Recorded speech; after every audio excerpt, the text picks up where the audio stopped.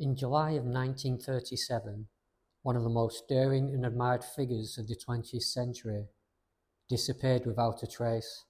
Her name was Amelia Earhart, pilot, pioneer, and global icon of courage. Earhart wasn't just flying an airplane, she was flying against the limits of her time. A woman in a man's world breaking barriers in the skies. On July 2nd, 1937, Amelia Earhart and her navigator, Fred Noonan, took off from Lae, New Guinea.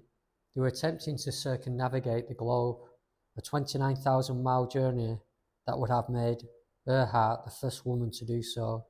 Their next stop was Howland Island, a tiny speck in the middle of the Pacific Ocean, barely 2 miles long. They never made it. Radio operators aboard the US Coast Guard ship Itasca picked up fragments of communication. Earhart's voice came through the static, calm but strained. "We are on the line 157-337. We will repeat this message." Then silence. No distress call was ever received. No wreckage was ever found. The official explanation? That the plane ran out of fuel and crashed somewhere near Howland Island. But the lack of debris, oil slicks, or any floating remains left investigators puzzled. It was as though the Pacific had simply swallowed her whole. Over the decades, theories multiplied.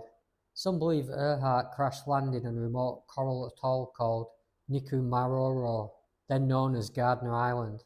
In the 1940s, skeleton remains were found there, and some experts claimed they could have been hers. Others suggest she was captured by the Japanese, mistaken for a spy, and imprisoned or executed, and a few claim she survived, living under an assumed identity in the United States. Search teams, historians, and ocean explorers have scoured the Pacific floor for decades. Sonar scans, deep-sea dives, and modern expeditions have turned up tantalizing hints, but never proof. Even today, the mystery endures. Perhaps the legend of Amelia Earhart survives precisely because she vanished. Her disappearance transformed her from an aviator into a symbol of human curiosity, of courage, and of the eternal drive to go beyond what we know. Somewhere beneath the waves, the truth of what happened to Amelia Earhart may still lie waiting.